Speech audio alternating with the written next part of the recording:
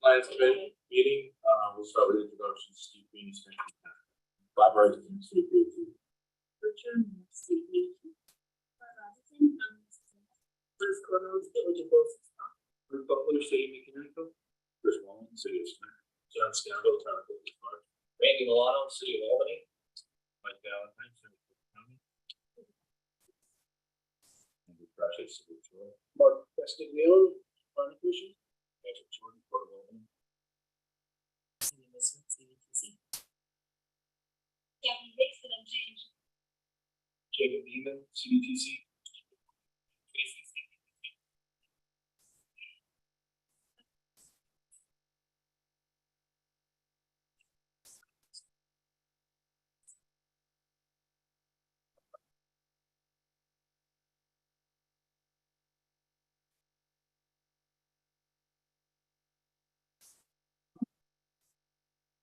Listening online, Dan Miller, Steve Scholar from CDTC,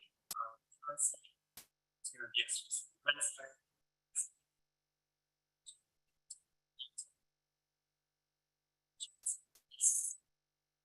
We just finished Caitlin.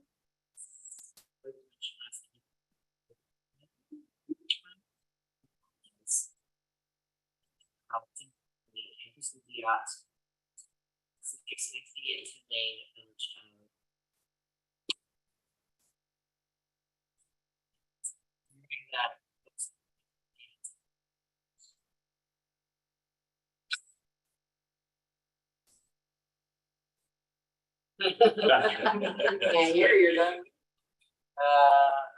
I'll get my IT team.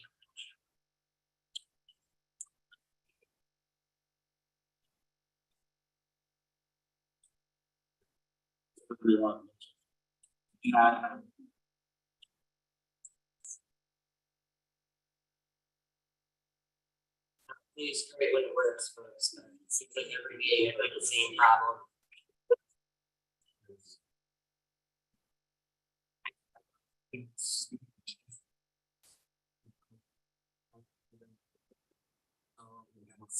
We're gonna continue. I want to do. All right, this is issues. We have no issues, right? Issues. We have issues, but we have a presentation. Waterfront.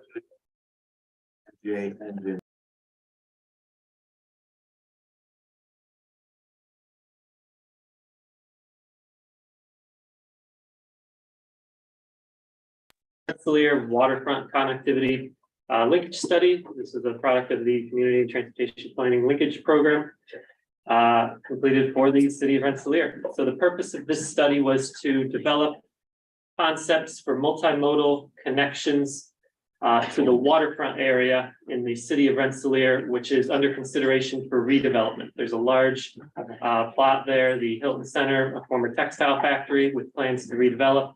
But currently there's very poor access for vehicles, bikes, pedestrians, and transit to the waterfront. So under this study, improvements for Washington Ave, Forbes Ave, and other connections to the waterfront were considered. The study was completed by a consultant team led by MJ Engineering. I'm going to turn things over now to Jackie Hates from MJ to run us through the study. And then afterwards, if Katura from the city of Rensselaer wanted to say a few words at the conclusion, that would be great as well. So I'll turn things over to you, Jackie. Thank you, Andrew. Get to the beginning, though. Yeah, thank you. Just be quick. This is the last slide, so thank you. Appreciate your time.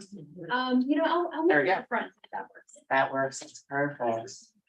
All right, well, good morning, everybody. It's good to see some very familiar faces that I haven't seen in a while. Really happy to be here to share what we worked on with the city of Rensselaer, CDTC, and this study area. And now I realize I can't see the slide, so I am gonna have to use my notes. So next slide, Sandy will talk about the project team. So obviously CDTC was funding this through its linkage program, as Andrew had mentioned, as well as the city of Rensselaer. MJ Engineering was the consultant on this, and we did have a targeted study advisory committee with representatives not only from the city itself, but elected officials, the alderman for the study area was a part of the team, the SAC, representatives from emergency services, the fire department, the school district. So we did have a really great study advisory committee that allowed us to really focus in. Andrew did hit on these study objectives, so I'll just highlight those. But we really were focused on Washington Avenue and Forbes Avenue improvements. Those are two key corridors within the study area. And it was really to look at ways to connect multimodal transportation systems and improve safety in this area. And so looking not only at vehicular improvements, but transit improvements, connecting people to transit opportunities, pedestrian access improvements, and then also just finding better ways to connect to the waterfront itself. If you haven't been to the Rensselaer waterfront, the boat launch area, it might be a little challenging to find your way there. So that was something we learned along the way. Next slide, Sandy. This does show the study area. It was a very small targeted study area, which allowed us to really kind of dive in. Originally, we did have a broader kind of secondary study area, but realized, the value of really taking a closer look at the study area. So you'll see the waterfront area, non-technical. So that waterfront area is where that Hilton development is being proposed. This is Washington Avenue. Forbes Avenue kind of travels along down the hill. There's a pretty significant slope here. Sorry, Mike, for being right in your face. And it continues down to Broadway, this study area. For reference, Doane Stewart School is in this area there. Thank you very much. So that was our study area. Again, very targeted study area. In terms of our project schedule and scope, we did start last spring. And we just finished in March. So the final report is available. And we're very happy to be able to continue moving through that and staying on schedule. As with similar linkage studies, existing conditions assessment was done. We prepared draft concepts, worked through those with the study advisory committee as well as the public. And there was public engagement throughout the duration. And then we finalized the concepts, and I'm going to share with you in a little bit the preferred concepts that were identified. I do want to briefly touch on public input. So that did occur throughout the duration of the process. We developed a project-specific website, which is still live. So if you want to go check out the website, you can see all the materials there. That's RensselaerRiverfrontConnections.com. And then we did have 2 public meetings as well as an online survey. Both public meetings were hybrid. And I will say sometimes that doesn't always work, but I think it worked really well in this situation. We were able to be hosted by the school district, and they had phenomenal facilities. So we were in person with our team. Folks could come in person, but we also had a Zoom option for folks. And so we allowed for that interaction with folks on Zoom as well. And we were able to get input early in the process to understand what some of the issues are, and then also to get input later on in the process on the concept plans. All right. So next up, I did want to share a little bit about what we learned from the public input. There were some clear themes, as you can imagine, that started to come out. One of the things that struck us as we started to hear from the public is that, yes, this was about waterfront connections, like that was the intent originally, was to figure out a way to enhance connections from Washington, from Forbes down to the waterfront. But it also became about connections within the study area and within the neighborhood itself. We were hearing from neighborhood residents, it's just not that easy to walk from one place to another. It's not easy for kids to travel back and forth. And so we started to take that into consideration in terms of some of our concepts. So let's dive into the recommendations. And I am hitting these very quickly because I know you have a full agenda, but if you have questions at the end, we're happy to help answer. So the color coordination that you see here is to highlight where we targeted the proposed concepts for improvements. So we're going to start with the blue area, Forbes Avenue, which is that blue. We will also talk about the Washington Avenue corridor, which is in green. We're going to talk about the intersection of Broadway and Forbes Ave, as well as some improvements along Forbes. That's a really interesting intersection there.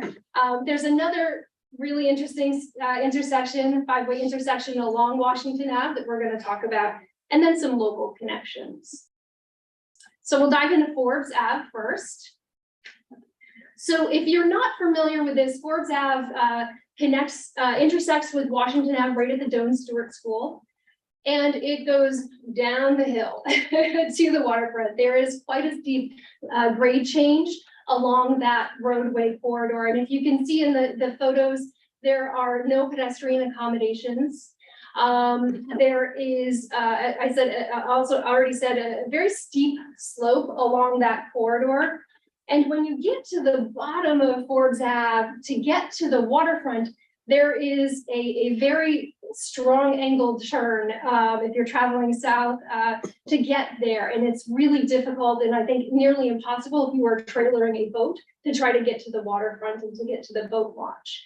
So we knew immediately that was going to be something that needed to be examined. Overall, it's just very difficult to travel, not only as a vehicle if you're trying to access the waterfront, but there are no pedestrian connections or access or infrastructure. So the proposed concept for Forbes Avenue, and we did go through some reiterations of this, but the preferred concept was to turn Forbes Avenue into a one-way past the school, so as to not disrupt some of the existing facilities that are at the intersection of Forbes and Washington, but turn this into a one-way with a multi-use path. Trying to stay within the existing pavement area, recognizing some of the potential costs with some of the slope, but really looking at turning that 22-foot overall width into a one-lane travel lane with a 10-foot multi-use path and the appropriate separations and safety measures associated with that. Adding pedestrian lighting, adding a pedestrian railing because again of that steep slope on the riverside. And really overall transforming that whole corridor from the Washington Ave down to the Broadway intersection. We're then going to take a look at that Broadway Forbes Ave intersection next in terms of the proposed improvements. And so that's that yellow box. And I'm assuming Sandy's keeping up with me because I'm Good. Hearing me very fast. So this concept took a lot of thought, and I will say, there were things that were put on paper and we're like, is that possible? Katura, our team members, Andrew, were out walking the site, really trying to figure out what made the most sense because again, the steep grades are a challenge here. So this is the preferred concept. Disclaimer, no survey was done. We recognize additional study will need to be done to determine this, but we do think that this is worth examining further.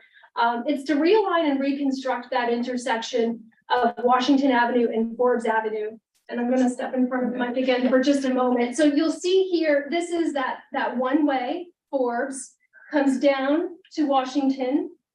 The red area is the multi-use path, right? And then two-way, we transition back to a two-way to access down to the waterfront. The multi-use path continues down to the waterfront.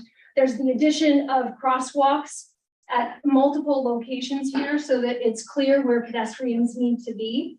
And really just trying to clean that up, eliminate that kind of hairpin turn to access the waterfront. So this was the preferred concept. Again, after walking the study area with DPW, Katura from the city, who I know is on our team, and with CDTC.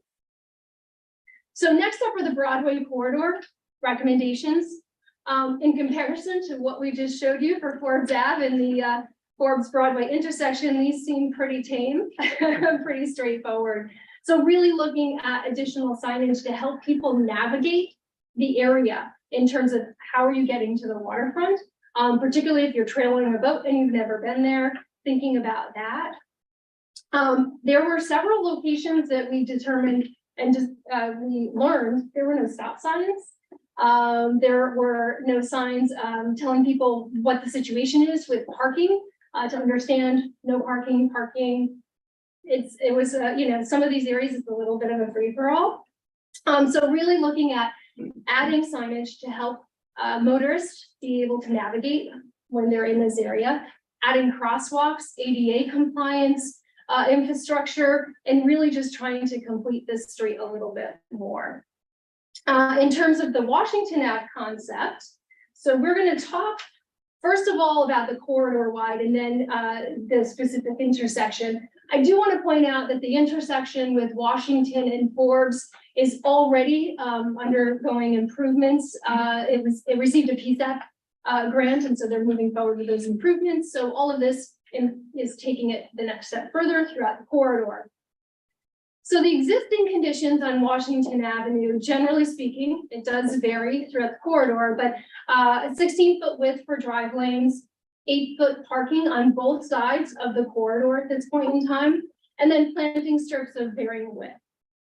What is proposed in terms of the preferred concept, and this might go against what you are thinking about, but it's increasing the travel lanes so that they are appropriate for this type of corridor to 24 width drive lanes. And in order to do that within the curb to curb, eliminating parking on one side of the street. So there's consistent parking on a single side of the street, adding additional landscaping, things that make that pedestrian environment a little more comfortable for people.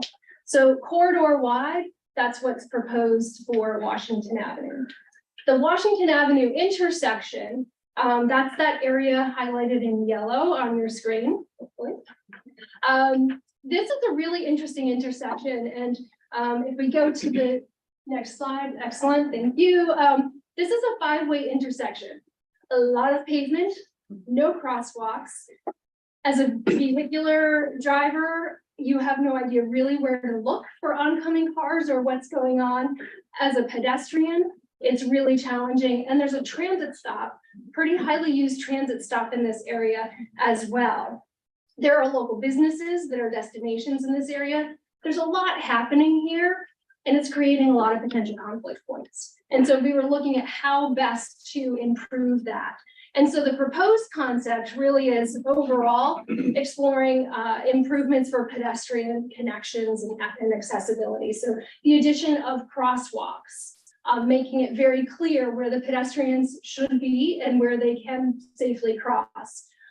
Utilizing curb extensions or bulb outs to be able to have the pedestrians be out into that space a little bit more so drivers know that there's somebody there. Also, we wanted to be very careful about the placement of the crosswalks in terms of where the transit stop is. So this is the transit stop.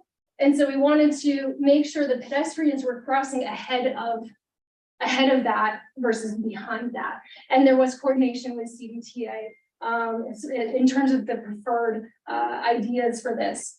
Something else that really took a lot of discussion was the Lucky Times Grocery and Deli. I don't know how many folks are familiar with that. It's a neighborhood favorite, very well.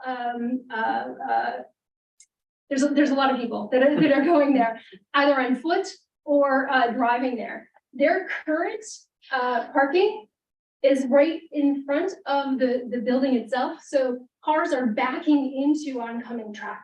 That's the current parking situation. The proposed concept is to add a sidewalk here and have the parking be accessed off of 4th Avenue or 4th Street. It will require a little reconfiguration. Katora and the city team did have some conversations with the deli saying, hey, this is going on. There will need to be continued conversations about that. But the backing into the travel is certainly a challenge on a number of fronts. So that is proposed for the 5-way intersection.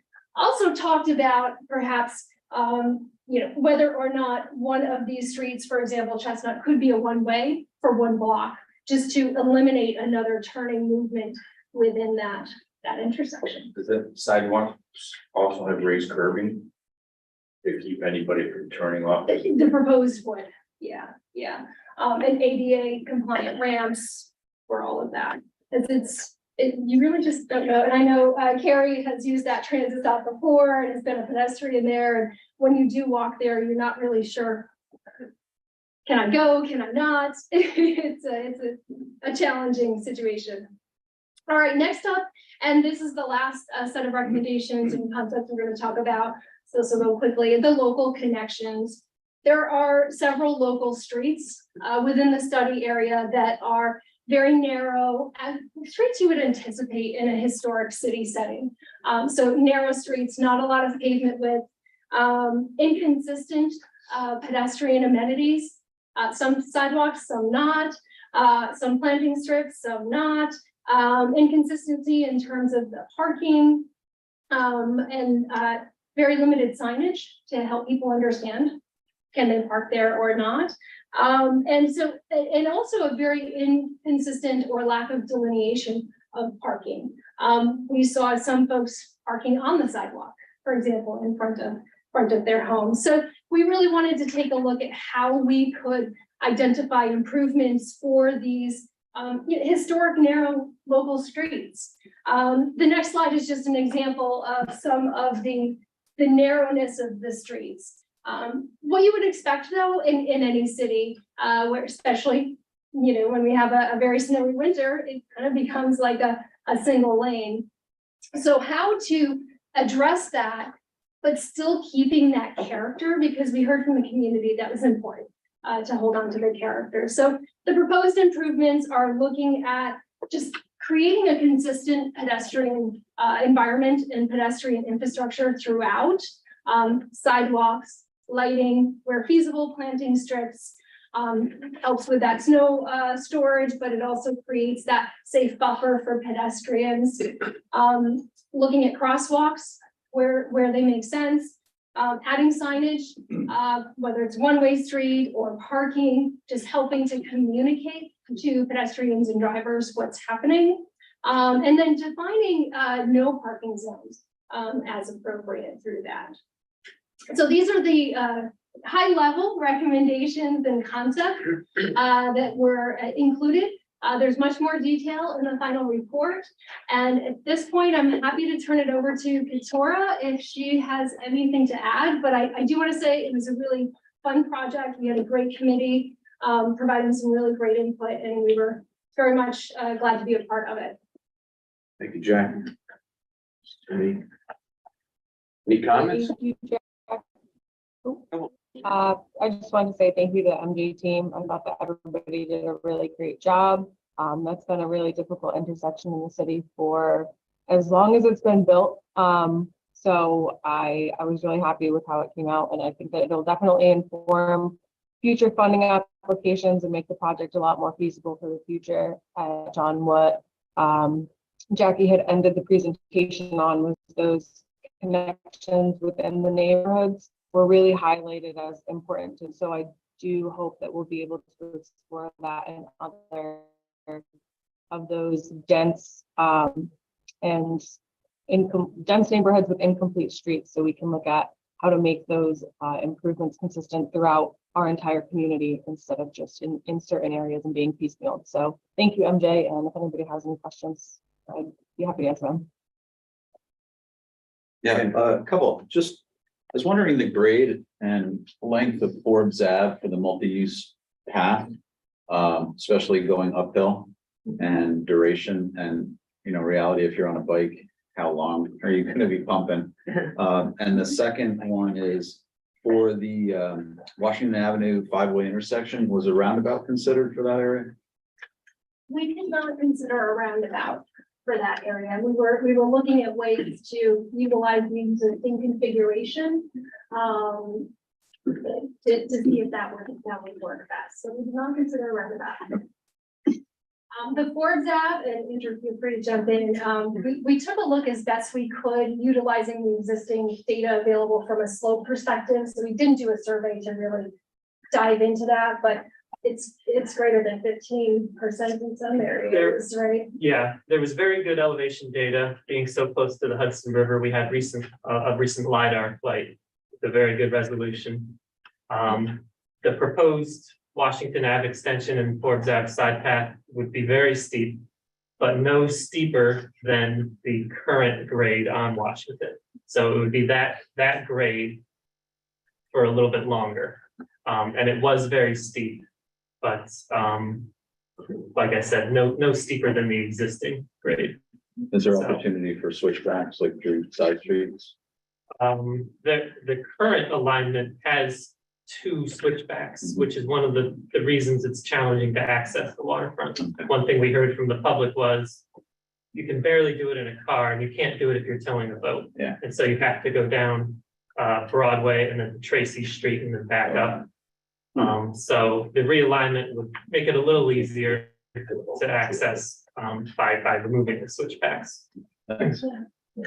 In terms of biking uphill too, I will say that when we did the bike count and my intersection was Broadway and Washington at the end of Forbes there. And I don't know if people that live here are just used to it, but I saw an astonishing amount of bikes going up that hill. So I think, yeah, just wanted to throw that out there. You had any questions? Yeah, well, I guess that's why heart disease is so low in the city of Rensselaer. E-bikes, e-bikes. Can you talk about safety in the Washington Avenue corridor? Because you're widening the lanes, but there was also safety concerns with the narrower corridor. Yeah, so I think it was, one of the key things was to try to get the lane width where the recommended width is for the corridor. There was a lot of traffic on that corridor. The thought was by being able to retain one lane of the parking, that still would have, certainly the idea for traffic calming is to narrow the lane width, right? And this, we're recommending kind of extending the lane width, but by keeping the on-street parking on one side, by continuing to build on, some of those, what I would call the streetscape elements with the street trees, the lighting, trying to keep that, that appearance of feeling as if it is calming the traffic. Hopefully that will, that was the thought process that to not allow for speeding traffic through with the result as a result of the wider lanes. Okay. Yeah. Mike? It was a very interesting, I'm sorry, when I saw that mark come out of our traffic, I'm like, wait a minute. How do we do this? But in talking through it, it made sense. That's what- Jackie, you said that you didn't have a survey done on the preferred concept, but did you have enough public input that you got Yeah, a good we determination? did a topographic survey, Mike, Ah, of the study area as part of Okay. this project, sorry. We did do an online community survey. I think we had over 80 responses on that. It was open maybe 4 to 6 weeks. And we always are looking for more input than less, but I think Victoria might be able to talk to this. It's a very small study area. And I think the city was happy with that response. And we did get around 20 people on the hybrid meetings, and they all participated and certainly had their thoughts and ideas. What's your reading of legislative body as far as funding? I think that the city is going to be looking for as much funding as possible. And, I know the mayor was at our last study advisory committee meeting where the concepts were identified. So I believe is supportive of that. DPW is supportive of that. And I know Couture does a lot of their grant writing at the city. So Couture, I didn't know if you wanted to add anything more in terms of you supported the city for continuing to seek funding. Yeah, so it's definitely a priority for with development in the pipeline. The Barnett Mill, well, the Hilton Center area has actually already been approved for development. It received a Restore New York grant. It's in the Brownfield Cleanup Program. So that's kind of just one thing that's happening on our waterfront. But as the waterfront trail develops and as the Livingston Avenue Bridge comes to fruition, we definitely need to be able to improve access for everybody and anybody to our waterfront if we're ever going to fully realize the benefits of having a developed waterfront. So I would say that it's definitely a high priority. The city's pretty much on the same page about why we should be applying for funding for this. We did apply to the Tonko funding for the I don't even remember what the funding program was called. We applied and we weren't successful on that, but the transportation improvements program, we're definitely planning to go for funding that we know exists, and a lot of funding was also identified in those that's as long as I'm here, that's going to be something that I continue pursuing. And non-technical question, could you just go back to the overhead? I am not familiar with this area at all, and there wasn't a slide. Is there a railroad and then industry? Like, is that what's down there? Is that existing railroad and existing industry? I don't know what the Hilton development is. I don't know what's down there. Is this where the casino was gonna be proposed, the Hard Rock, or is this a different site? Okay. So this is north of the Livingston Avenue Bridge, between that and I-90, the I-90 bridge, and it's where our city boat launches. There's old industry there. That's when converted, so that right where Sandy's got the mouse right now. That was an old mill complex. That's what was in the brownfield cleanup program. And that's going to be about 70 apartments and 30% commercial. And then the area right to the south, that's not in the highlighted area, it's outside of the red boundary, a little bit lower. Yep, that area is like 18 acres of undeveloped waterfront. There's already a generic environmental impact statement for that area being done, or it's already been done. So it can, people know it would be a logistical feat, but it is going forward, especially like I said, with the Livingston Avenue Bridge being redone. That's across from the Corning Preserve area, but it's not directly by the Dunn Memorial Bridge where Delayed Landing is. That's where the casino was proposed. So the rail is technically active. I believe it just goes from the port to for salt deliveries. Unfortunately, it can't be decommissioned, but there are, I believe, 2 crossings down there right now. It's all factored into what makes this area particularly difficult to access, and why we were looking to do a linkage study to kind of like, oh, I know that launch. That's right by the cool new apartments at the Hilton Center and the Waterfront Trail by the new bridge, you know. All right. Any other questions? Thank you, Jack. All right, moving right along to administration. Previous meeting minutes, April 5th, we get a motion to approve the minutes. Patrick. Second. Further discussion, all those in favor, aye. Aye. Opposed, abstained, carried. FHWA 2022-23 performance and expenditure report, sounds exciting. I know this is very exciting stuff, but I will try to keep it simple and short. So, you know, this is one of these sort of federally required documents that we prepare that just talks about the progress we've made on our grants. If you noticed on our website, there were 2 documents seemingly pasted together. There's a reason for that. Federal Highway Administration actually requires the 2 reports, 6-month time periods, to be combined into one, while the FTA requires 2 6-month reports. So instead of reformatting everything, we attached the 2 together. So it looked weird. That's the reason why. But what we're going to talk about today is just the October 1st through the end of March 31st, 2023 timeframe.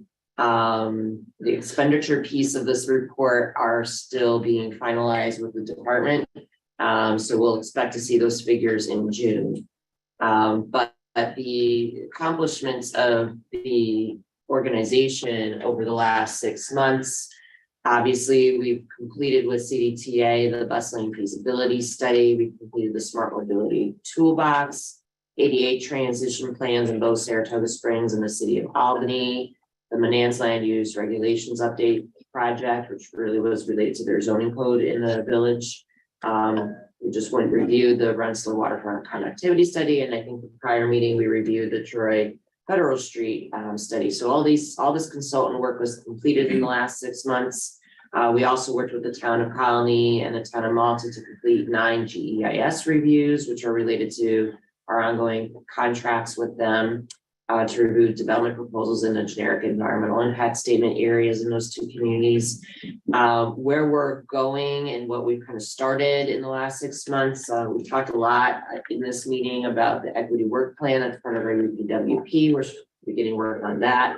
The CDTC rebranding, which we'll come back to later in the meeting. Our staff has undergone and will be going through a lot of training. We've attended a lot of conferences in this last year now that we're allowed to do that again because of COVID rules. But I think that builds our professional development capacity here to bring new ideas back to the region from other places. And that's really a needed part of our profession. We continue to manage our statewide association contract and participate actively in our statewide association, known as NISAMPO. We ramped up our public participation efforts. We just summarized for our staff the other day the sort of reach of our social media and all of the work we've been doing, press releases. I think just rough figures, we had about 52 press releases and the Times Union covered half of those. So we're getting a lot more attention to the work being done here and by all of you in the region on various transportation issues, which is great. Expect to see a year in review report that'll go to our whole contact list in the next month or so. We're also beginning to update our trail, multi-use trail and perhaps some on-road trail locations as well, databases for the development of an online map. Right now, traditionally we've produced a static map. They were very popular, but times have changed. Technology has evolved, so we're looking to actually create an online map that we hope to maintain over time. So we're starting work on that. And of course, our TIP infrastructure task force has been active at work. We reported back on some of those ideas at our last meeting. So I can't do it justice. Like I said, I didn't want to take a ton of time to review all the details of that report, but it's a good summary if you want to flip through it to see the range of things that are going on. We have technical assistance, we do modeling work, we do data collection in terms of traffic counts. There's a lot going on here. There's a lot more to come. So stay tuned. I just wanted to give you a brief overview of the report. Thank you, Sandy. A lot of work getting done. No action? No action needed because with the timing, we were the only NPO that was actually taking an action on that report, and it was never final when you did. So no need to take an action. Okay, moving on to our favorite recurring summary table, TIP fiscal constraints, Jacob. Yep, so we're currently still in good shape for fiscal constraint, under programmed by 2% in the current year. We are over programmed by 2% in the second year. That should be in red. So we are slightly over programmed in the second year, but under programmed in years 3 and 4. If we go to the next slide, we did make some budget adjustments to keep it balanced. These are all rollovers from fiscal year 22 into the current year 23. Most of those are CDTA projects, so 5307 and 5339 money. So the 5307 money was all rolling, but then you'll see actually the minus 29 million. That was just a CDTA, their low-no discretionary grant. Originally, we had it coded in the TIP as 5339 money. It should have been 5339 discretionary money, so it's not included in the fiscal constraint rollout. So that's really just kind of balancing the budget to make sure our numbers are lining up. So again, currently in good shape. That's all I have. Thank you, Jacob. Action items, 2023-24 UPWP Amendment. Yep, so I think we have mentioned in prior meetings that our Unified Planning Work Program, which is our basic work plan for each year, is more dynamic than ever and is constantly being revised at this point. So this is the first action where we have a revision based off of new information related to what I've been calling the complete street set aside. So In the new federal law, we were required all MPOs to set aside 2.5% of our planning funds specific to complete streets. We were allocated fiscal year 2022 and 2023 money. We're in fiscal year 23 now. But we found out that the fiscal year 22 project that we assigned the funds to wasn't going to be eligible, not because the project wasn't eligible for funding. This is more of an administrative thing. Just because of the timing of when the bills came through and how the reimbursement requests work. So we have to shift those funds into this year. And we're going to assign them to the all access complete streets feasibility studies. So the table here illustrates, we reduced our regular PL funds by 33,000 and assigned the set aside PL to this complete streets project. That's the first piece. And then the second piece is we are amending our complete streets task line to include $10,000 from the folks at Albany County who want to do a sort of dedicated Albany County complete streets workshop for their municipalities in the upcoming years. So we will add in those funds. So those are the two amendments for this month. We do need action and I'm happy to answer any questions. Okay, can I get a motion for the UPWP amendment that Sandy just so artfully described? Mark, got a motion, I have a second. Laura, any further discussion? All those in favor, aye. Anyone opposed, abstained? Motion carried. Moving on to we have tip amendments, Sandy. Yes. 331 South Street Bridge Replacement and Pedestrian Improvement, City of Rensselaer. Couture. Yeah. Yes. So, for the South Street Bridge improvements, requesting a TIP amendment of $592,000. Primarily, the cause being we have some issues with right-of-way with Amtrak. After we proposed the right-of-way takings and went through that whole process, they came back to us and said, we'd rather do a permanent easement. So we had to redo the design, the structural design. We had to modify it to make sure that all structural components remained in city right-of-way. So there was that aspect of it. And then also by the time we are able to go out to construction, the cost estimations were pretty exorbitant with inflation. So that was the 30,000 feet that I had prepared to talk with the engineer about. And I'm sorry, Katia, you were breaking up a little bit. Jacob, could you help fill in the gaps that maybe folks couldn't hear? Yeah, I mean, really, I guess the long and short of it is an additional 590,000 in construction engineering phases. I think it was mostly due to Linkage that right of way acquisition that wasn't identified previously. So they're getting through the design phases and identified some additional construction. What was the permanent easement, which is taking? I'm not 100% sure. Katura, could you elaborate on that? What exactly? Yeah, so it had originally moved forward to as a proposed right-of-way taking. And then after having gone through the process, they said no takings. We're going to hire a permanent easement instead. So that kind of, that's a timeline setback, budgetary setback, and then also it creates issues for design because we have to make sure that the structural design of the bridge is completely within existing city right of way. Well, what was the savings on the not having to go forward on the taking? I don't think that there is much savings. I think that it was a setback because we still had to go through the whole process. That part of it didn't really change much, but now it's become an easement. Okay. More railroad magic. Any other questions?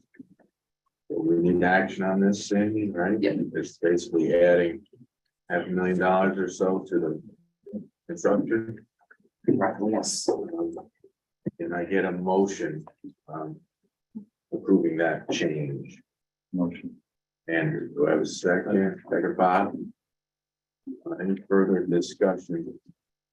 Then the roll call, all in favor, say aye. Anyone opposed? Opposed, abstained? Motion carries. To, what do we have? I would quite ask a question, Tammy. Yeah. Do we have voting members not here? Yes. That's what. Can we identify those people who are voting? I mean, is it necessary? We have the quorum in the room. We do have a list of who's voting, but if there's an abstention or a vote, Okay, we'll surrender on. thank you. Sandy, a little explanation here, 2 through 8, are we taking these as a whole? Or is it? Yes, these are CDTAs and Melissa, you're here to explain what's going on. So this is our annual funding we get from the FTA 5307 and 5339 funds that are apportioned to us every year. When setting up the TIP, we kind of estimate how we think we're going to spend those funds into the future. And then as we receive our actual funding in the early part of the year, we then assign them to projects. They're approved in our capital plan at the March board meeting. And then we need to, in order to put them into a grant, we need to make sure the TIP matches what the approved capital plan is. So this is our annual funding we receive for bus replacements, preventive maintenance, shelters. It happens every year. This is just updating to make sure that everything matches what we're doing so we can submit the grant application. The one thing about this year is we were unable to get our 5307 grant last year executed. So the funding for the 5307 projects will show 2 years worth of funding. So some of those numbers look a little different than you would typically see. But this is bus replacements, preventive maintenance, and shelters. This is a grant application? We need to update the TIP before we can submit our grant application to FTA for our annual funding. These are funds that are largely dedicated to CDTA because we don't have any other transit authorities or operators in the region. Yes, we're the designated recipient. They're assigned to us for this service. Okay, any questions? So we need action, right, Sandy, Correct. the action would be to move these TIP amendments as a whole, 2 through 8. Can I get a motion to that effect? I'll move. Patrick, second, Chris, any further discussion? No call, everybody in favor, say aye. Aye. Opposed, abstained, motion carries. All right, moving on. Pavement and bridge conditions statewide performance measure target. Mouthful, but setup here. So this slide right here might look a little familiar. This is kind of an extension of an action that we had at last month's meeting, where we acted on the system freight and air quality performance measures. But a little bit of the background. So back in 2012, MAP 2021 established federal requirements for performance measures for MPOs in safety infrastructure, which is pavement and bridge conditions, and then the system freight and air quality. So PM2 measures back in January 2017, Federal Highway actually published those measures that we're looking at today. In May 2018, DOT established their initial statewide 2 and 4 year targets for those measures. And then in September of 2018, CDTC adopted to support the state targets for the 2 and 4 year targets at that time, which was 2019 and 2021. So I guess the legislation is that the MPO either needs to adopt the state targets or create our own targets within 180 days of the state publishing theirs. So that's what we're going to be doing here today. So next slide. So specifically, the infrastructure performance measures are split into two categories, pavement and bridge. The pavement measures, what we're looking at specifically are interstate pavement conditions in good and poor condition. And then also we break it down into non-interstate NHS pavement in good and poor conditions. And next slide, we'll talk about what, actually, go back. But in the next slide, we'll talk about exactly what good and poor means. And then for the bridge measures, we're looking at NHS bridges only, by deck area in good and poor condition. So next slide.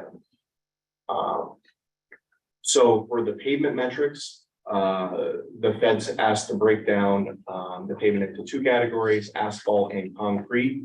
And we're looking at three distinct metrics. That's rutting of the pavement, IRI, which is smoothness of the pavement, and then percent cracking of the pavement in the wheel path. So the pavement is broken down into 1/10 of a mile segments. And then each segment is given a score of good, poor, or fair. So the segment is considered good if all three metrics rate in the good category, poor if two or more of the metrics are in the poor category, and then other combinations fall into fair. But again, we're really only the measures are really only a good and poor. And then on the bridge side, we use the federal NDI ratings of deck superstructure, substructure, and culverts. And those are all rated on a 0 to 9 scale. And a bridge is considered good when the lowest rating is greater than or equal to 7, fair if the lowest rating is 5 or 6, and poor if the lowest rating is less than or equal to 4. This is a little bit important just because historically here at CDTC, we haven't really measured specifically in the pavement categories. We, many of you know, we do our own surface score analysis. We use a windshield score that's on a 1 to 10 ratio. And historically DOT pavement data has been collected that way too. So this is kind of a different way to look at the conditions that we're typically used to. Next slide. And that kind of comes into play a little bit here. So really the recommendation here is that, we as staff are recommending that the committee supports the 2 and 4 year targets that were established by the state. So we've laid out what those 2 and 4 year targets here are here, and then we've added the CDTC current conditions just kind of for comparison. We feel that the MPO area is in alignment really with the state overall.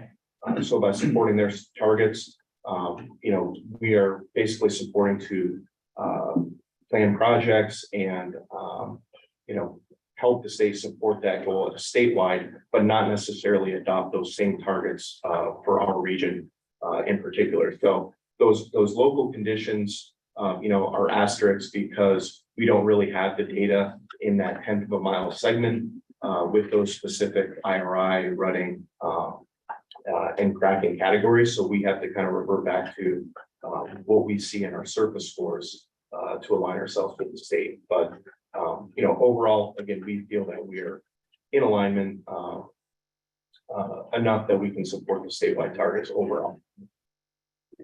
To add in another piece to this puzzle, as Jacob noted, our surface windshield survey scoring method, frankly, it's great for spot review, but for this, it's not adequate. We're doing a pilot project with the town of Hoosick right now to see how we could collect asset data, but it's very expensive, right? So this is a discussion that needs to be had at higher levels than this table, in coordination with the state on collecting some of this data to get the data we would need for doing the apples to apples comparison, not the apples to oranges comparison. So we'll be continuing to work on that. So we're not scoring this stuff right now? Well, it's, and then from the DOT side, I mean, the regions aren't involved in pavement scoring anymore. The days of the windshield survey just aren't done. It's basically the road gets scanned by the van, runs over it and processing speed and the ability to store data is so much greater than it was before. This data is collected now annually without the region's real involvement. Like I said, forever, what the difference was between a 5 or 6 or a 7 was a judgment call. I mean, this is much more comprehensive. The smoothness as well as the condition of it. I mean, you can really tell underlying base of the condition by the cracking as well as the rutting. It's a much more comprehensive picture. I don't see us going back to it. Like Sandy said, if somebody goes out and a quick eyeball evaluation of what's going on with the pavement, we'll still call it that's a 5 or a 6 or a 7, but that's on a whole. And my understanding, these DOT's performance measures are similar to the federal standards.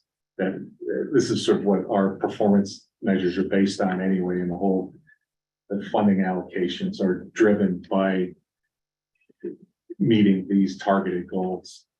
Am I reading something incorrect? It says percent of New York bridges in good condition. We're at 25, the target's less, and the 4-year target's less, so they're okay with the bridges getting worse? Yeah, so that's kind of what, Because of so if the target is set to decline, it's, I guess, the state acknowledging that, the beyond computers are improving, but we're acknowledging that if the target were to be set, to improve and that target isn't met, there's a loss of funding. Penalties. It's slowing the rate of decline Is the target. Is the strategy. is a win. Okay. Yes. Yeah. Is this sort of automated system more expensive? Is that what you were saying than doing the windshield? I mean, if it's driving over and collecting data, we would think that would be I think more it's, efficient than. I think it's gonna come down. I mean, there's only a handful of vendors that do it, and it's because, vendor does 30,000 miles across the state or whatever that it may be, sort of for DOT to be in that business. But as the economy and as it more evolves to this and more vendors are available, you'll be able to do this at the municipal level, I'm sure, in This would be the great. relatively near future. It took us two, if not 3 attempts to get the vendor on board for the Who's It pilot. So that's one of the challenges. It's startup costs are expensive just to get them in Business town. opportunity for someone. Right, we had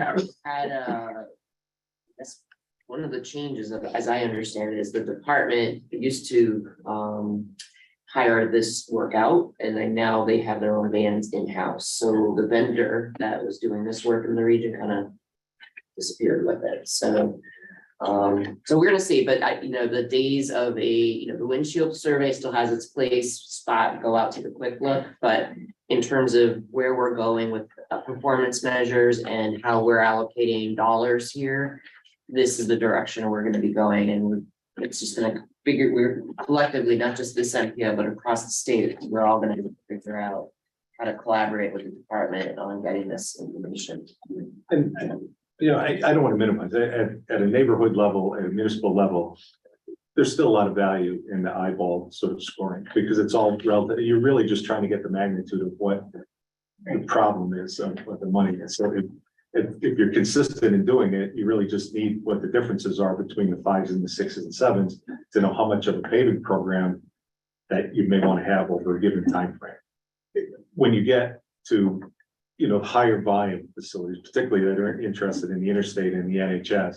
That's why you just sort of need to be a little bit more comprehensive in terms of it costs you a lot if things slide from a 7 to a 6 to a 5 at a larger scale level. So you got to have some good data for that sort of macro level look at this stuff. But in their neighborhood, what we're doing is still perfectly relevant. Okay, Sandy, so you're looking for, is this a recommendation to the policy board to adopt Correct. these resolutions? Yes. And one is bridge and one is First pavement. payment, yep. Any further questions? Then can I get a motion to accept those or I guess recommend that those resolutions be adopted by the policy board? You have two resolutions. Okay, yeah, one resolution there. Mark? And Chris? Further discussion? All those in favor, aye? Aye. Anyone opposed, abstained? Motion carries. On to the exciting thing for the day. Right? The renaming of CDTC, so we can all be confused. Use the rest of your days. Now, so this resolution is the formal action to rename the organization, the Capital Region Transportation Council. It'll be effective June 1st. We'll start operating that way. We will, it'll take us some time, obviously, to, roll out all of the changes. I wanted to share with you some logo concepts that are in development, so that will be something that we're continuing to work on. Ultimately, the policy board will make a final decision on which direction we go here, but these are some of the ideas. We're also we just purchased the domain for our website and our future emails, which will simply be capital MPO. So that will be the new website. Again, trying to avoid these acronyms and falling into that trap. As much as we can, even though inevitably this profession leads you to the world of acronyms. But this is the formal request to the policy board, basically, to change the name. I guess So- I'm calling it both anyways.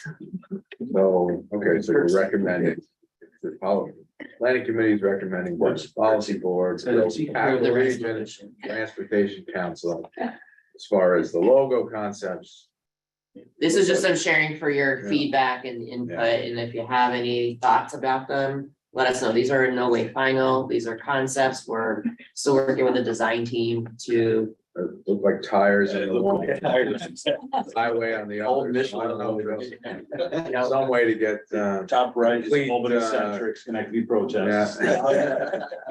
Lot of We're all messages about concerns that have been raised, so that's why these are works in progress. But I think the one thing that, we are heading towards is a major change in the color scheme.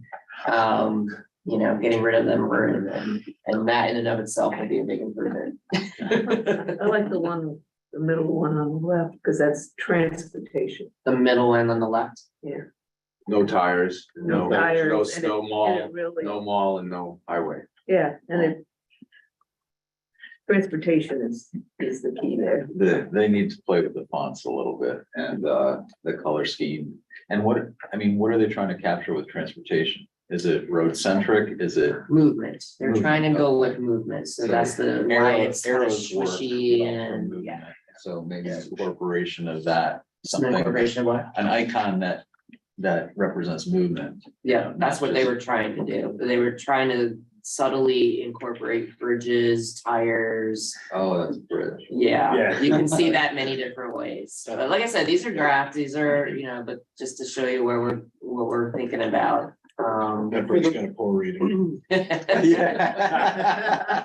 For the logo, I would recommend having a version of it that fits in a square. And I'll make a motion to approve the resolution. Thank you, Mark. Can I get a second? I'll second. Second, Patrick. Okay, ready to vote? Can I, Go ahead. I just want to ask, because I've been asked by a couple of people in the room. How was this executive committee to policy committee action and not planning committee? Not involved in it. It just seemed different than other work activities. Because out of the administrative committee, the idea for these, and then to policy committee.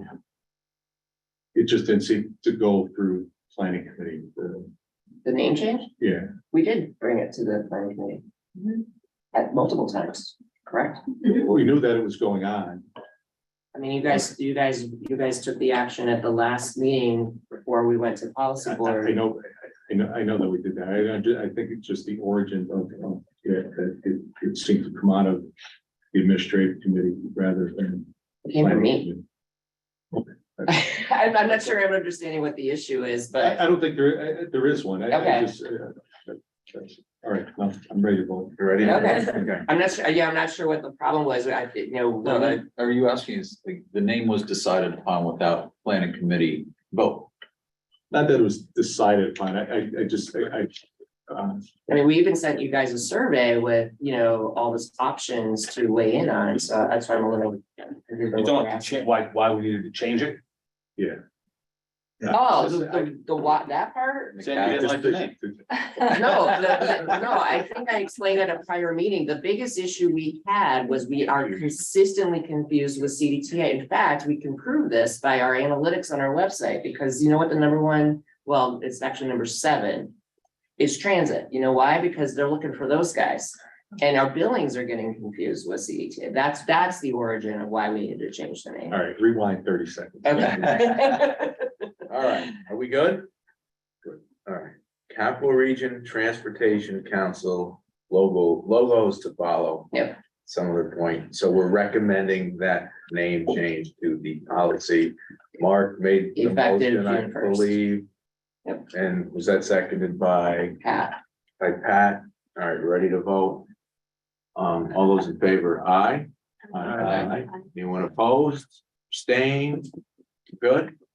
DOT's good? All right. All right, discussion items. Summary of 2022-27 TIP project selection moves. James. So we've had 9 TIP project selection changes from March 29th through April 26th. These are all DOT 5310 projects that are just rolling over from fiscal year 22 to fiscal year 23. Actually, and then 2 CDTA projects that we adjusted the fund source splits that are just entered into the TIP round. So just some adjustments to the TIP, no cost increases, just some schedule change and funding split adjustments. Question for Jacob. All good? I got a little bit of one. There you go. Anticipated that these will get done now, with the amendment, or will they potentially get kicked further down the next year, because the prices will go up? And then we're looking at augmented funding for these items. The 5310 projects Yeah. specifically, or everything? Well, what we have here, so this is, I mean, everything's gotten pushed up. Is it, I mean, are we looking for these items to be completed with this amendment, or is there a potential that they'll further put down? Well, I think that would be, I guess, DOT would have to speak to that. I think, Carrie, are you a little more in tune? I mean, with there was 5310 to stuff? the extent that there were 5310 funds remaining, that like we didn't fill the total available funding with our grants that we made, they would be able to use that. There is some wiggle room in the 5310 between rural and urban in our region, and also with the rural funds throughout the state. And I'm not sure what the schedule is on the state contract, but most of those projects are getting pulled. There are vehicles that are on the state contract, so, that's not usually a year, right? There's usually more than 1 year of a state contract for those vehicles, so depending on how that calendar works out, the price may not. Okay, so more than likely it'll get satisfied within the, without any kind of cost change or. Yes. Yeah. And also, It has happened in the past that the sponsor, the team has had to chip in additional funds when they realize that the vehicle or sometimes they make changes to the vehicle to enable wheelchair accessibility or other kinds of accessibility within the vehicle. Sometimes the sponsor needs to provide additional funding. Thank you. that's a good point. That's usually what we've seen when there's been a price change in it. Just like the highway funds, these are reimbursement programs. So if, whatever the facility is, they go out and buy it. If there's a good contract, they grab it and they get the price. Also, the calls I get are usually that it's on the reimbursement side, that some time has gone by, that the vehicle's well in service already, and they still haven't gotten their money back on it. But a lot of times the vehicle modification would be on the facility if some aftermarket change to what they want to do. No reason not to go forward. They're first instancing the money anyway. Yeah. We're good. No action needed. CDTC project delivery update. This is on subject. So, as you all know, we typically have a sponsor kind of verbal update. I don't have one of those for today, so I figured I'd take the opportunity to just kind of revisit what we do in terms of project delivery, go through our process, and I guess give you all the chance to comment on it, offer any thoughts on improvements, what's working, what's not. So right now for CDTC, our project delivery process, what that really means is kind of us getting updates on local TIP projects from sponsors. There's really two major ways that we do that. The first one is that we receive monthly updates from consultants. The kind of very large caveat to that is that we don't receive updates for all local projects from all consultants on a regular basis. So really those are very sporadic. One month we might get, one or two consultants to send us a list of their projects that they're working on in the region. There may be a handful of TIP projects in that, and they might not send another update for a couple months. And that piece is really, those consultant updates are really being sent to DOT, and we're just copied on that. What I'll do is then kind of just go through those and update that spreadsheet that you all are probably familiar with. And that's really just to keep, for us internally to keep track on where projects are in the process. So if there's any questions about them, we are as up to date as possible. The second kind of source of our information is, since we don't get a lot of updates on a regular basis, we take it upon ourselves to reach out to try to get to every sponsor at least once a year and ask for an update on their active TIP projects. And that's, again, really just so that we have a little bit of a finger on the pulse of what's going on. So each month I reach out to 3 or 4 local sponsors and request updates on their projects. We've got a little kind of questionnaire that we send around, just ask some basic questions. The project on schedule, is the project on budget? Any unexpected changes or roadblocks that have maybe come about in since the project started. And then from there, we'll receive those updates. I'll go through them and request a verbal sponsor or a verbal update from one sponsor, typically on just one project that maybe we found had an interesting, interesting circumstance that we think the rest of the committee might be, might see some value in hearing about, or potentially, it just reached a large project milestone. So we'll ask for a verbal update on that. So kind of two main goals that we're looking for. First and foremost, we as staff want to know kind of where these projects are, more or less just so we have an idea of what's going on. So if we do have an amendment request, there's some type of history that we can see. Number one, just if a project is struggling to get off the ground as well, it may be something that we can keep an eye on and offer some help. But then also the second piece of it all too is bringing that kind of verbal update to the committee. Hopefully, maybe sharing some insight for the rest of the folks around the table. And then, at the end, we update that project tracking spreadsheet, post that online every month for you all to see. But, again, just wanted to, not really sure what you all are getting out of this. If there's something more that you as members or as sponsors would like to see, is our questionnaire too technical, not technical enough? Does this spreadsheet help anyone except for us? I would be happy to hear any of those comments now or later. Chris? Yeah, I would say, from my point of view, one of the things that we may want to focus on if we're talking about delivery is projects that have been received, like the bids have come in. Kings Road, you know, if you guys recall, before we actually let and did the project, I came in for a tip amendment for additional funding for CNCI. And then we got the bid. The bid was well under the budget. So we do have the funding and we would be able to hopefully, you know, at once, hopefully things balance out. You know, we save $500,000.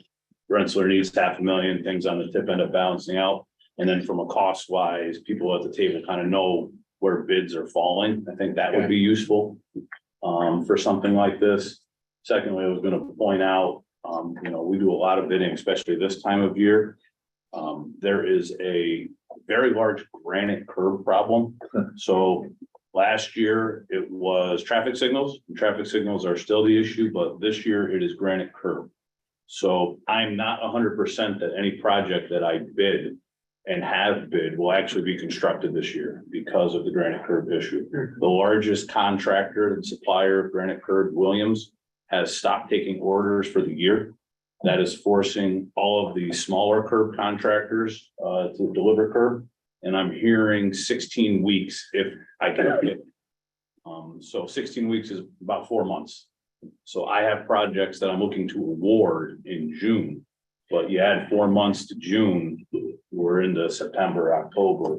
I can't just do curb and then pave within that kind of a window. So it's another kind of a reevaluating of where I am. And I actually had a local developer call me who's doing a project because he said, hey, I need to borrow some curb. I can't get any. Can you just lend me some? I don't have any curb.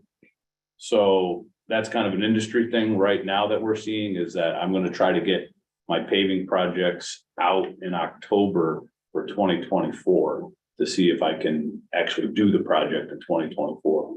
So I don't know if the DOT, you know, the problem is that the counties don't use a lot of curb. The DOT, I don't know how much curb you guys use, but in the cities where now we have this ADA requirement where we have to upgrade all of our ramps, we use thousands of feet of radius curb, and that's the hardest curb to get. And the city of Kingston has moved, I guess, to concrete curb, but we're not comfortable doing that just yet unless, you know, something really, you know, falls out of the market. I don't know, Randy, we've talked a little bit about it. Yeah, we've experienced the same issues. I know Williams stopped taking orders. This goes back to last year. Williams stopped taking orders in late August last year. So if you weren't in the queue, we weren't getting it. I mean, we got to the first time ever where we told a contractor, we're pulling 4 streets to the tune of $1 million. And they worked some magic. I think they ended up prepaying for curbing, but right now, first project we put out, they put the order in on March 30th and we won't have curb until the last week of June. So the radius sections of curbing, my understanding, have the longest lead time on them. But from what Chris is saying, you know, we've had our curbing subs. I mean, we've gotten letters from them to document all this. Because everybody thinks there's a conspiracy theory or something around it. But we're in the same boat, you know, where we're looking to put projects out and, you know, I can't open a street in October and expect to get 3 months worth of work done.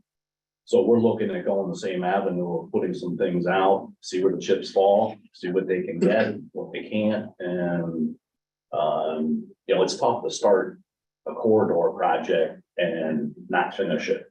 I've never done that. I don't plan on doing it. But, you know, we'll make adjustments as needed. It's a challenge. What do you guys saying to this chart then for Jacob? I just wanted, we're talking about project delivery is, I don't, you know, you'd have to go through and see, you know, one of the things that I'm doing now with any of my projects, and the problem is I've never had to do this, you know, it's not like to say I've been at it, but you know, I've been at my position now for 11 years. In the last 2 years, everything changes.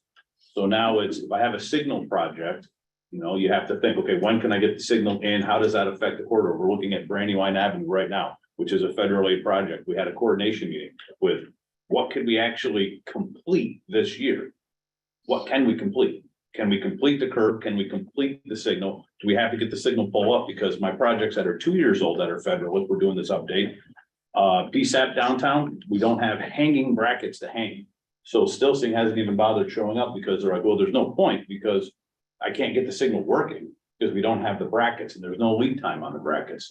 So it's forcing the municipalities, and I don't know, Bob, you can weigh in on it from the DOT perspective, but it's forcing me, you, we all have to look at these projects and go, what can we get done and how? You know, the only project that I really thought about this on, because it's usually typical, is the Kings Road Bridge. We bid that now so that we could order and get all the shop drawings down for the steel to start construction March of next year, so that we don't have a winter shutdown on top of a bridge shutdown.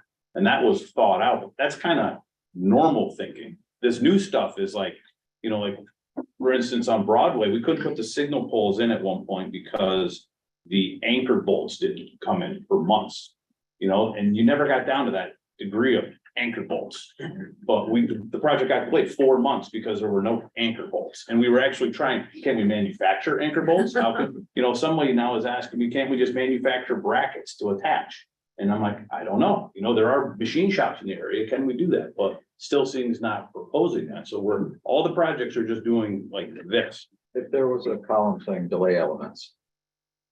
Or you can itemize. Yes, that could work. And these Let's- would all be could we- after, right, construction's authorized, it's been bid.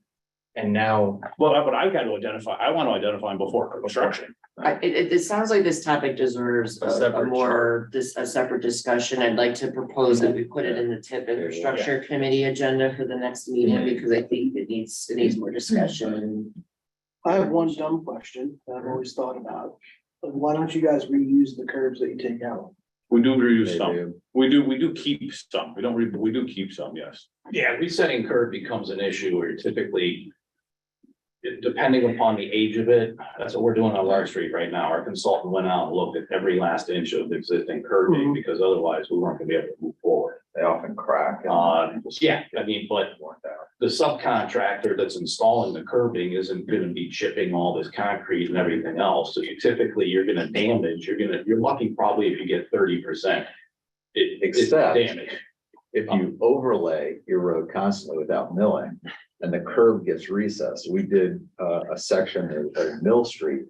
And Callahan was doing it, they just resurrected everything. It was in situ, it was perfect. So they were able to reestablish that at the height that was necessary, but that's, you know, that's just a special. And I think your points that you could go on there, Yeah. and it'll change, I guess, it'll evolve. Well, I think Sandy's right, and this is the kind of thing, the infrastructure, it should be looking at. I'm not sure it affects the letting date, but certainly the completion dates. I mean, a lot of things are going to 2-season work that would be done 1 season. I mean, we've got Union Ave, and we've started up there in front of the track, and there's a lot of curb in that, and not being able to work the track season actually helps for them to get delivery of curb for when they can start up again after Labor Day. And that's definitely a consideration when you're awarding, because you have a substantial completion date established, and then you have all these elements coming up for delay. So if you're looking at what was originally anticipated to be a 1-season construction project, now it's 2. And you don't want to deal with the delay element, you don't want to deal with, you know. Yeah, the other part is the prime, though. Like we had talked about your issue, it's connected. I mean, the prime, most of the money's in the asphalt or the street work, but you got to sort of rein, I mean, they can't go because. Yeah, so there's been a lot of talk, the word prime, I won't name names, but there's been a lot of talk where the primes usually allow the subs to kind of do their own thing. It's not like a vertical construction project with a GC that you're kind of. And on that, you have to stop that, because sometimes then the prime who's dealing with milling and asphalt and excavation gets way ahead of sub that has a lead time on something. So that's why on Brandywine, PSAP, we got way ahead of our skis on that project, construction wise, didn't think about it. Brandywine, we're trying to reel everybody in so that we aren't left with gravel and open street cuts and excavations and odd poles and all that. So Well, we can talk these about may that. not really be tip items per No. se, but they are definitely pertinent sort of things of the way Right. things are going. No, exactly. And if things don't start improving, Can I materials. ask a real trends- simple dumb question? Mm-hmm. What's wrong with concrete curbs? What, because you could. pour them. longevity, durability. Durability. Plows just rip them apart. Plow. Oh, okay, so they're not as They're not nearly as durable. as they- durable. And, okay. and then obviously historical and concrete, I mean, concrete works in some places. Okay, I was just wondering why. And what's, I'm looking at all compromises. City's standard curb was a 6x18. We call it like a Cadillac curb, right? If I wanted 6x18 curb, it's 2-year lead time, because they stopped cutting it because the standard's the 5x16. So we've already, like I call it pull the handle. We've already pulled the handle of reducing our standards. And now we're looking like okay, can I put concrete curb on local roads with traffic that is less? Just to see maybe how it would work, you know, because they're backed by concrete a lot of times, like sidewalks, but they could get beat up. All right, we need to move along. Yeah, we'll continue that conversation in the TIP infrastructure committee. Maybe about it sometime in the next couple of months, we'll come back with some ideas about this. Thank you, Jacob. NISDOT project delivery. Robert. You know, I mean, just following up on Jacob's comment and really into the DOT program, we appreciate the assistance here. We sort of put together conservative, best program, deliverable programs for the state 23-24 year on both the state and the local side. You know, it was prided ourselves and with the work around the table that even though we've had to move something to balance the checkbook by any given year, I mean, that hasn't and shouldn't affect delivery schedules of any of the municipal projects. If somebody has an opportunity to advance something, we can sort of make that work, but sometimes it sort of looks awkward because we need to balance the fund sources here. So with that said, we appreciate there were a lot of work here with schedules over the past couple of weeks. There was a DOT program, you know, first quarter, we got literally 3 projects that are going out. The bridge repair contract, the sort of what we call 5 to 7, the preventive maintenance contract, bridge wear and when contract, and then a guide rail miscellaneous site contract. There's about $19 million worth of work, but it's all very preventive maintenance oriented at multiple sites. So we were curious. Outsiders look in and say the estimates have been closer to low bids, but I think it's because the estimates are elevated. I mean, by item, I mean, you're still seeing, you know, easily 30, 40, 50% increases over the past 18 months or so in a lot of commodities. Oh, yeah, a couple other programs. We're still having railroad issues in Albany, the Water Street over the DNH. Now it's ready to go minus the railroad agreement. We're still working the RFP is out for the Livingston Ave Bridge with the short list of consortium teams there.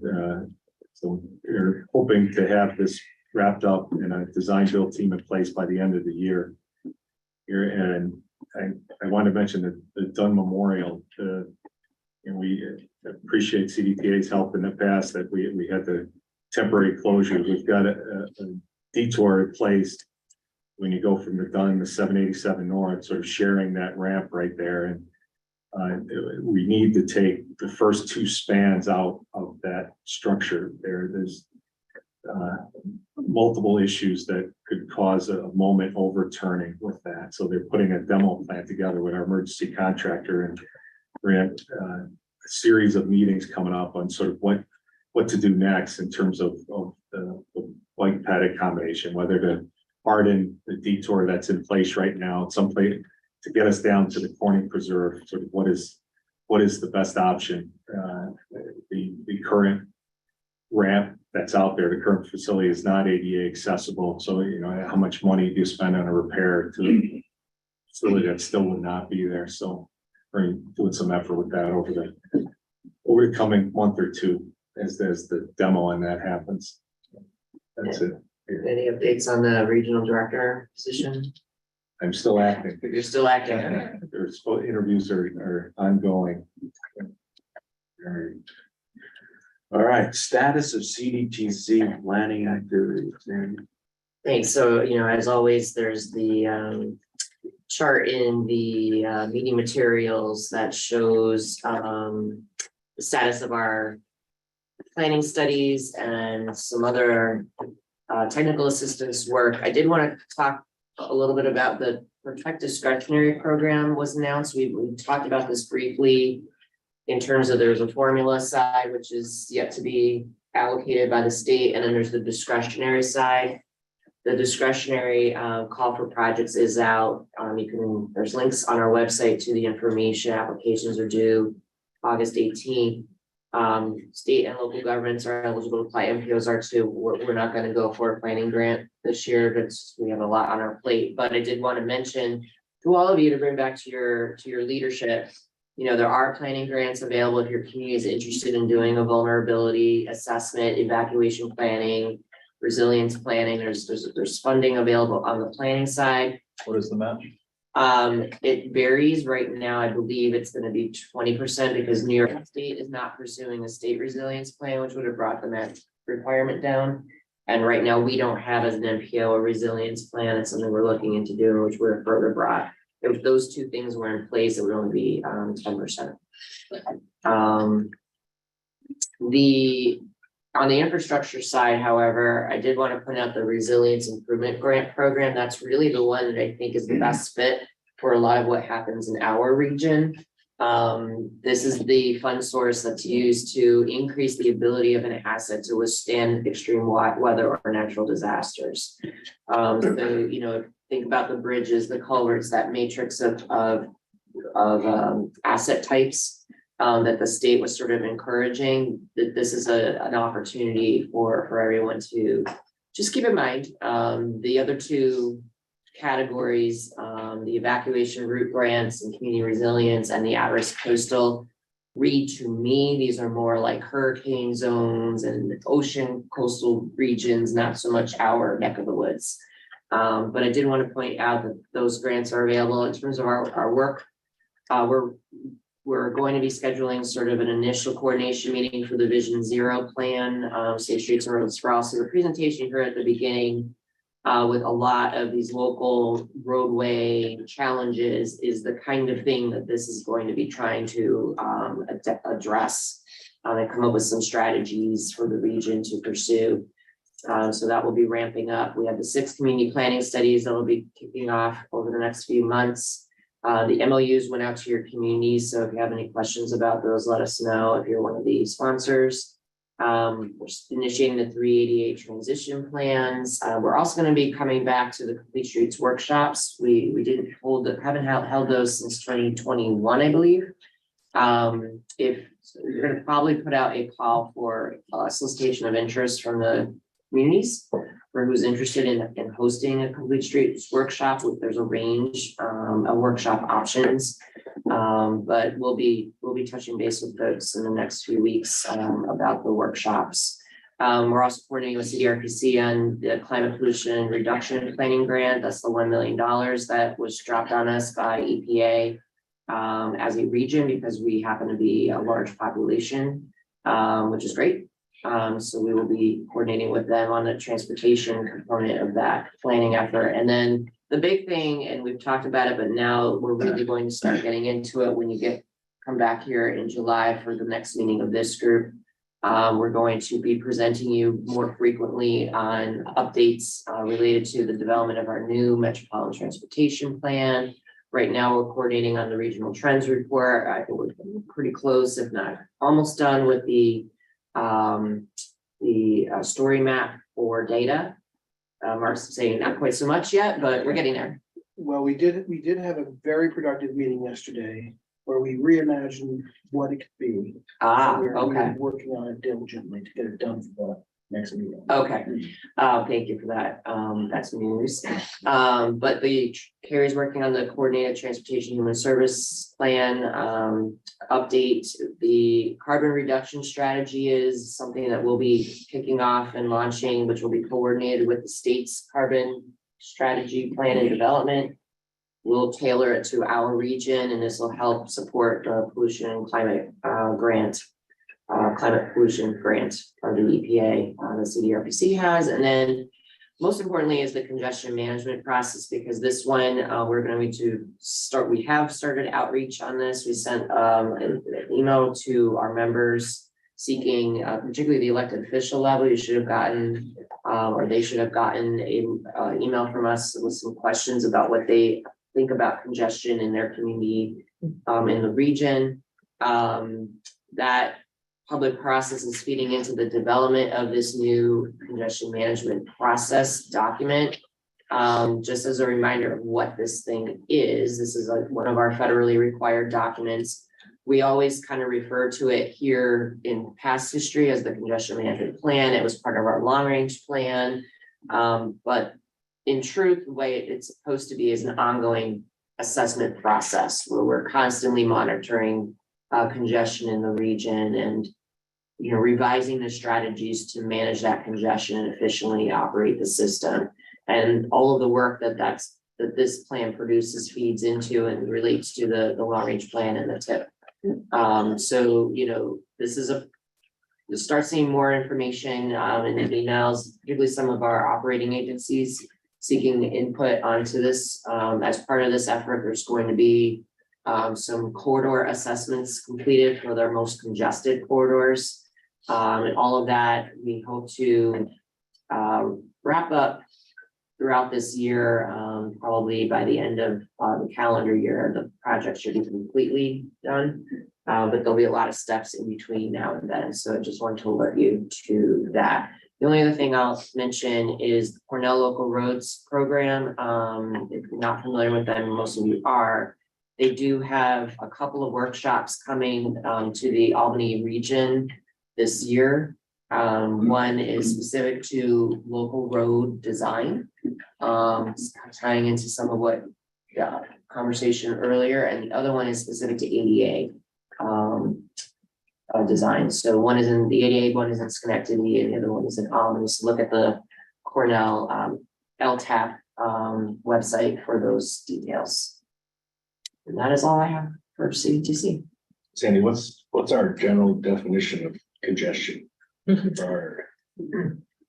you want to take that? Sure, I can spend a few hours answering. that. Yes, that's a loaded question. Around Route 40, you're We're- back up 3 miles, you're 8-9, and you're back up 3 miles, and everywhere in between. Sure, I would regard that as congestion. We're looking at it in two different ways. We're looking at the overall magnitude of delay as measured in vehicle hours of delay on that roadway segment or at that bottleneck. But we're also looking at the reliability of travel flow, which is where we look at travel times and how much they vary throughout the day.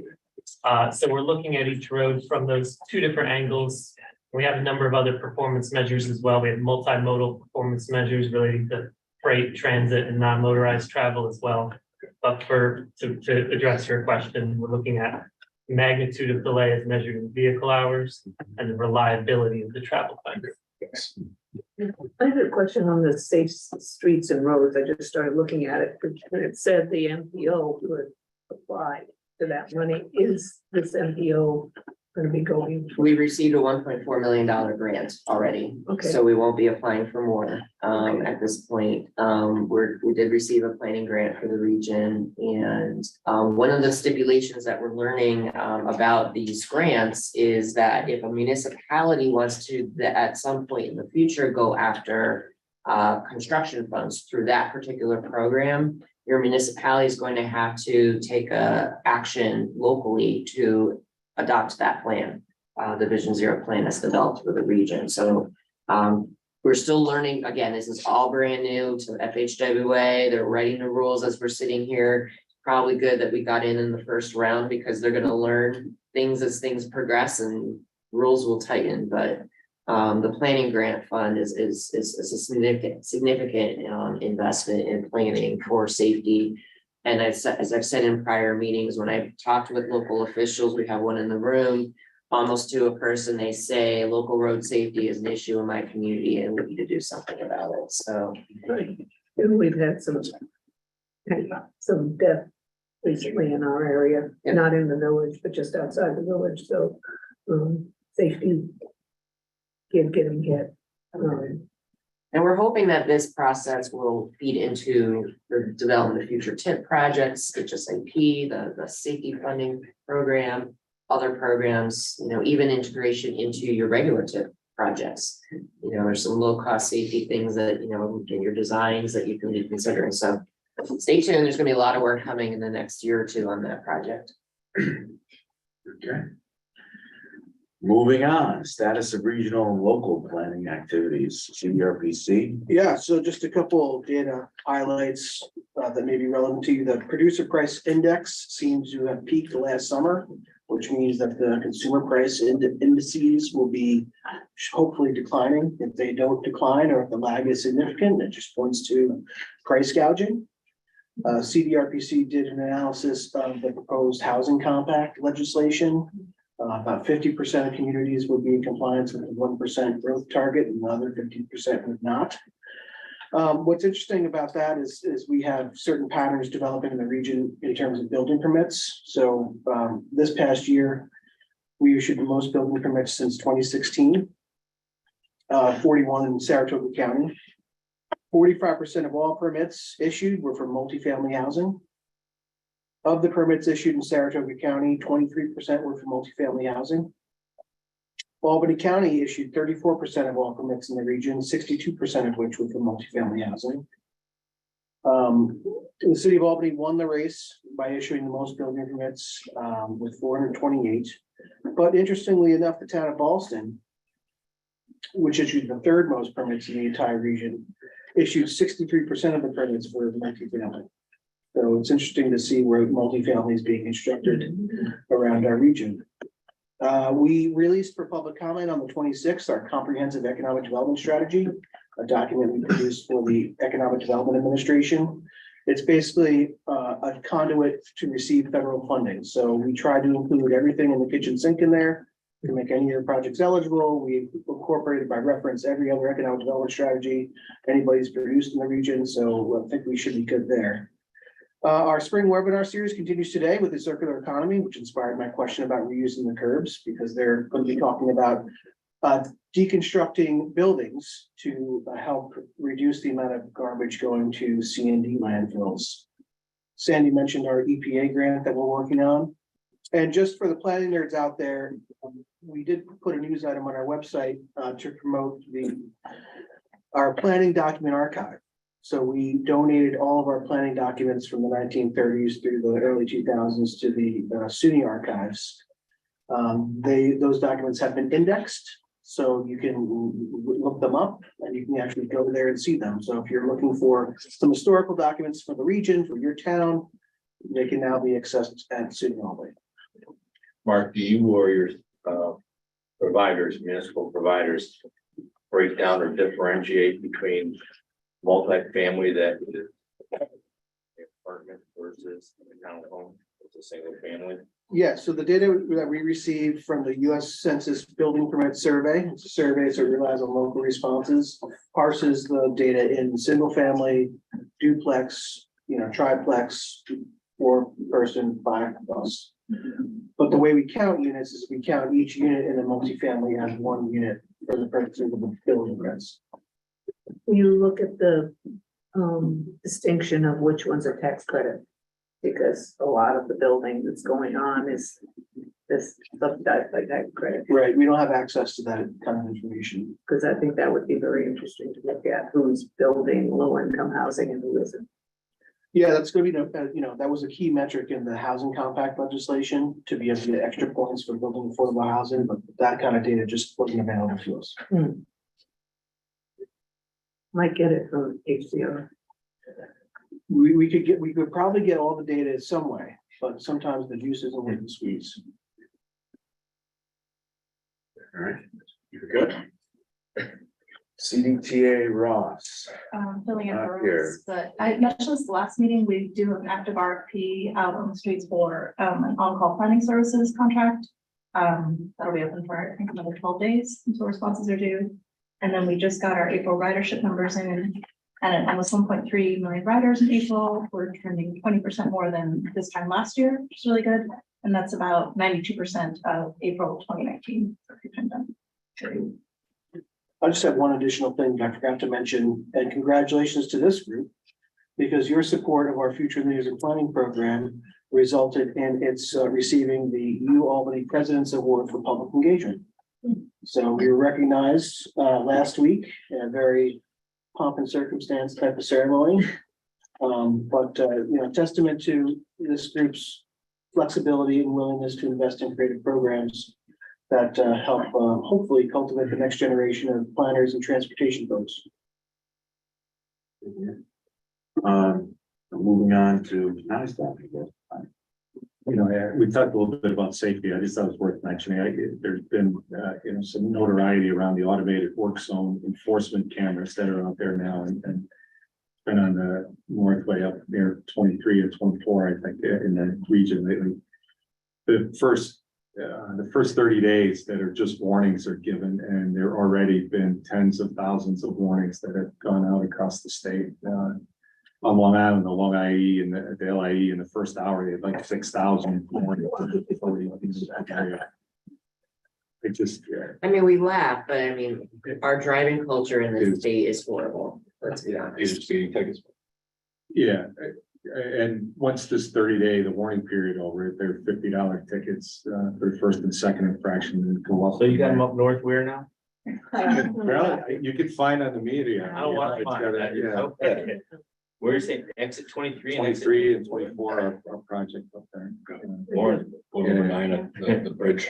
Yeah. That's a tight one to get through. So, and I just, you know, I mean, to Sandy's point, I mean, I don't, the driving culture is post-pandemic. That's, yeah. I want to mention, Deb Nelson has taken over Lynn Weiskopf's role as the head of policy and planning. Deb had a lot of experience down in NIMTEC, a lot of time downstate, so she's up here on Wolf Road now, and in our office, we've hired 3 new transportation analysts, this entry level, to help to support both their program side and local project side, and get Lorenzo some help over there. That's it. Near State Thruway, do we have any? We have anybody, do want to mention though that you may have read in the media that the Thruway Authority received an over $20 million award for the bridge discretionary program at the federal level, which is only one of 2 awards New York State received through that program. So that will need to go on. I'm hearing from Federal Highway that needs to go on our tip, so we'll have to coordinate with them on that. But congratulations. That is for the bridge crossing the Castleton Bridge on the Berkshire Street. Albany County Airport Authority, is there? Connor is not online. Report. Albany Port District Commission. Down to me. We have, for our big project that's, I usually talk about, we have received all of our federal permits now, which we're waiting for, which is the Army Corps, and we have purchased wetland mitigation credits through an organization called Ducks Unlimited. On the site, it was only like 2 acres out of the 80-something acres that were affected, but that little bit of water that we couldn't go into literally meant we couldn't do one of the 4 building footprints. So as soon as that opened up, construction crews went right in and started working. So that will take another couple of months to do that, and we have work planned through next year, at least at this point, with those permits in hand. And I just wanted to mention that we awarded terminal and street improvement construction contracts at last week's board meeting to Creighton Manning is going to be our boots on the ground sort of administrator, and Newcastle Asphalt Rensselaer County is going to be doing both parts of the project. I wanted to bring that to everybody's attention because our estimates had been well north of 11 million, and all 3 bids came in under 8.5 million. So roughly a $3 million savings. We're hoping that goes forward on some of these bigger projects. Hopefully that happens for everybody else in the room. It was a very nice surprise because these are getting expensive and money's getting tight. So we're very happy to see that. That's it. Thank you, Patrick. Upcoming meetings, events, deadlines, where we have the Active Transportation Committee, May 9th, Rate Advisory, May 17th, Policy Board, June 1st. Many of us will be out next week, so we'll be available by email, but most of our staff will be attending our statewide conference in Syracuse. New York State Association of NPOs has a biannual conference, so we're hoping to learn some new things going on like in the state. Get some updates from the main office staff as well. And we can tell Bob what's going on. Nothing else? We get a motion to adjourn? Don't move. Favor aye? I Opposed? Sandy, do you need CM credits for the amplifier?